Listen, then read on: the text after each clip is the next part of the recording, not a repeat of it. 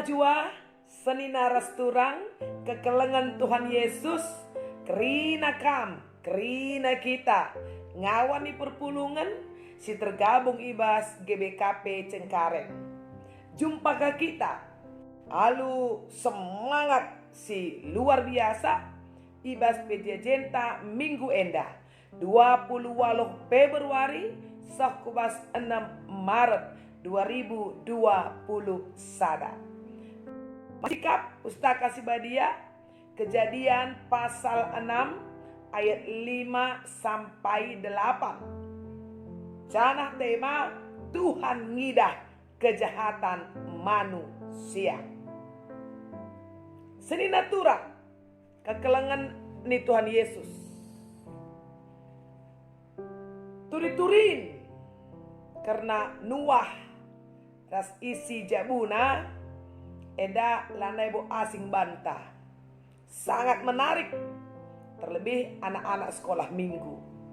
Ini kisah yang sangat amazing, seperti cerita dongeng sebenarnya. Tetapi ini adalah realita, kenyataan yang terjadi pada masa lalu di zaman perjanjian lama, ketika Allah mau memurnikan kembali, mentahirkan kembali bumi dan segala isinya dari dosa-dosa yang menguasai. Saudaraku yang terkasih, kita tahu bahwa Allah kita adalah kudus. Sejak Dia menjadikan bumi dan segala isinya, semua itu diisi dengan kebaikan, diisi dengan kekudusan Allah. Dan manusia secara spesial diciptakan untuk menjadi mitra Allah, supaya menjaga dunia ini dan segala isinya, sehingga di dunia ini, di bumi ini akan tetap terlihat kebaikan Allah, kuasa Allah. Tetapi kenyataannya manusia tidak patuh kepada Tuhan. Manusia tidak lagi mengikut apa yang Tuhan perintahkan dalam kehidupannya. Manusia hidup di dalam dosa, menikmati dosa, dan bahkan berdosa secara ramai-ramai. Itu yang terjadi, saudara. Dan di dunia yang penuh dosa itulah manusia atau gambar Allah itu seperti keluarga Nuh itu tinggal di situ. Biasanya yang terjadi adalah kan ikut-ikutan ya. Kalau orang berdosa kita juga ikut. Kalau orang kotor juga kita ikut. Agak sulit untuk tidak sama dengan dunia ini, karena ketika kita menolak dari perbuatan-perbuatan kecemaran dunia, kita bisa saja akhirnya dijauhkan dari kehidupan yang ada. Tapi Alkitab secara luar biasa mengisahkan bagaimana kepatuhan Nuh satu keluarga untuk tidak menyamakan dirinya dengan dosa, untuk tidak mencemarkan dirinya dengan keburukan-keburukan dunia. Walau kemudian memang konsekuensinya adalah si Nuh ini dijauhkan, atau bisa jadi si Nuh ini ya dianggap orang yang tidak waras. Kenapa?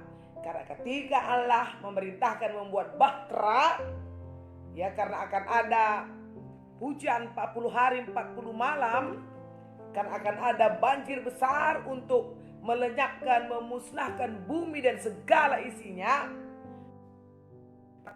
Nuh dan keluarga mempersiapkan bahtera itu mendapatkan banyak olokan, mendapatkan banyak hinaan, cacian, makian, dan bahkan dianggap sebagai orang gila. Tetapi demi menyenangkan hati Allah, Nuh mengambil sikap untuk tidak mau mendukakan hati Allah. Maka dikatakan di Kejadian 6 ayat 8, tetapi Nuh mendapat kasih karunia di mata Tuhan. Sedina turang kekelengan di Tuhan Yesus. Sepintas memang hampir tidak terbedakan. Siapa yang berdosa, siapa yang tidak. Hampir tidak terbedakan antara hidup benar atau hidup tidak benar. Apalagi yang tidak benar ini dibungkus.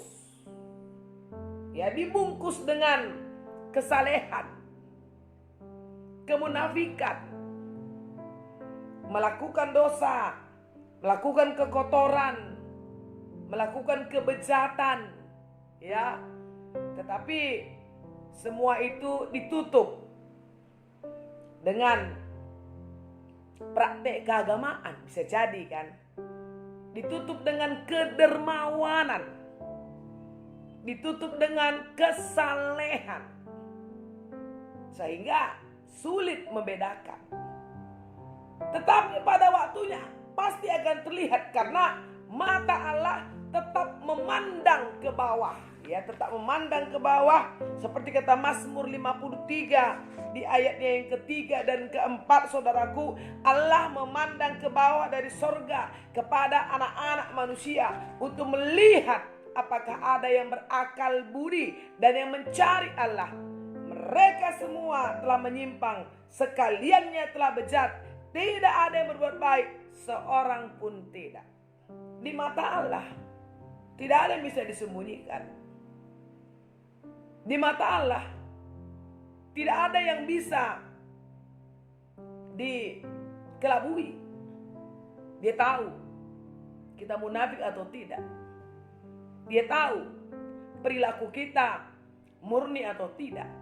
Dia tahu kita ini pengikut sejati atau pengikut abal-abal. Dia tahu itu.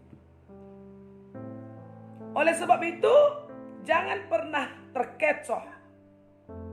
Ya, kalau orang lain berbuat dosa dan kemudian kita melihat dia kok berbahagia, dia kok senang, ya, tanpa beban, dan sementara mungkin nih kita yang berusaha terus ikut Tuhan, kita yang terus berusaha menjaga kekudusan diri, tapi penuh dengan pergumulan, ya, penuh dengan beban-beban tersendiri, yang kadang-kadang bisa memang membuat kita menjadi apatis. Apa benar nih aku diberkati nih dengan perjuangan-perjuangan keimananku misalnya. Saudara, jangan pernah menyerah oleh karena melihat hal-hal atau praktek-praktek dosa yang dilakukan oleh orang lain. Tetaplah setia dan jangan pernah ingkar. Kalaupun harus menderita karena kesetiaan, karena iman itu jauh lebih baik daripada menderita karena dosa. Jadi Tuhan pasti memperhitungkan anak-anaknya, umatnya yang melakukan kebaikan. Dan sangat nyata dengan kisah Nuh. Ketika air bah itu diturunkan Tuhan, maka Nuh dan keluarganya selamat. Dan semua yang tidak peduli dengan perintah-perintah Tuhan lenyap dan musnah dari muka bumi ini. Pada dasarnya saudara, Tuhan itu tidak mau ada yang binasa oleh karena dosa. Jadi Tuhan itu sebenarnya tidak langsung menghukum kan. Ada tanda-tanda, ada peringatan, ya, yang Tuhan selalu tunjukkan kepada kita supaya masih ada waktu bertobat, masih ada waktu untuk sadar, masih ada waktu untuk menyesali segala perbuatan-perbuatan kita. Jangan kita berpikir kalau berbuat dosa dan lantas penghukumannya belum nyata dan kemudian kita merasa aman. Jangan.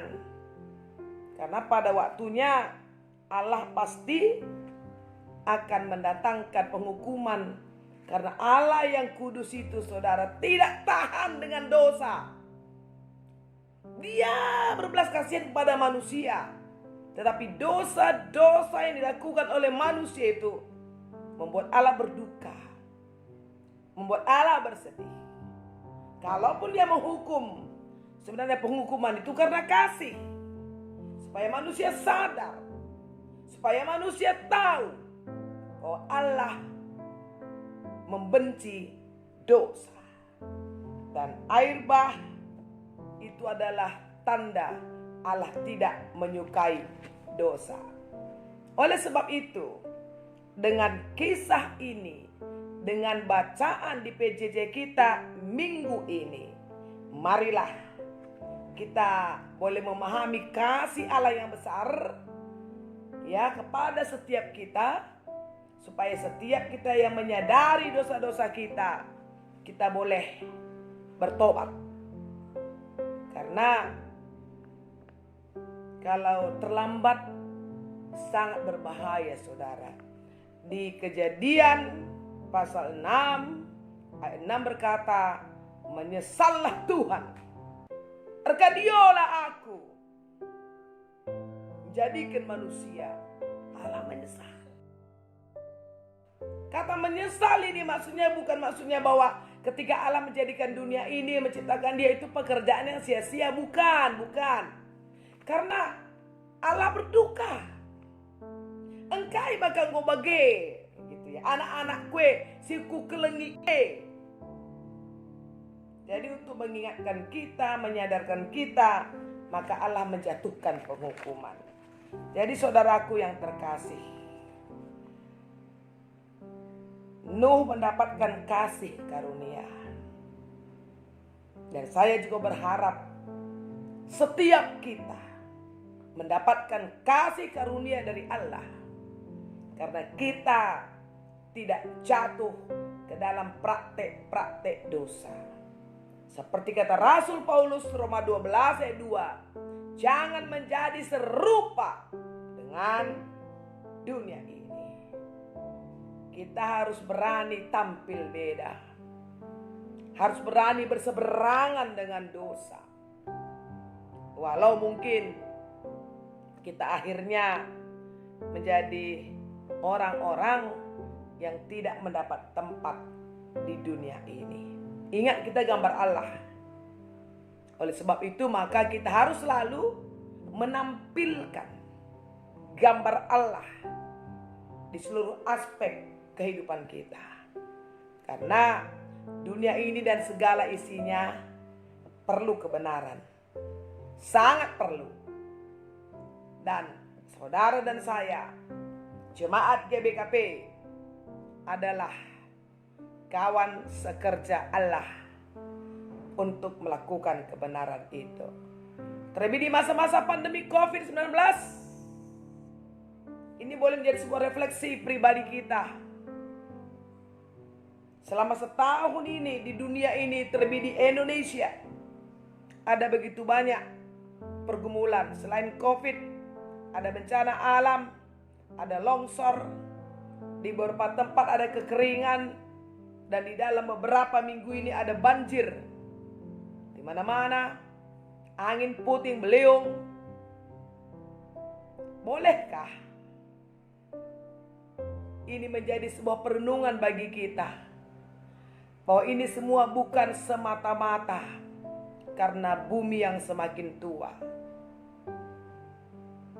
tapi bolehkah kita memberi pengakuan ada banyak hal bencana yang terjadi di kehidupan kita karena kita tidak lagi setia kepada mandat Allah, kepada perintah Allah sebagai penguasa dunia ini.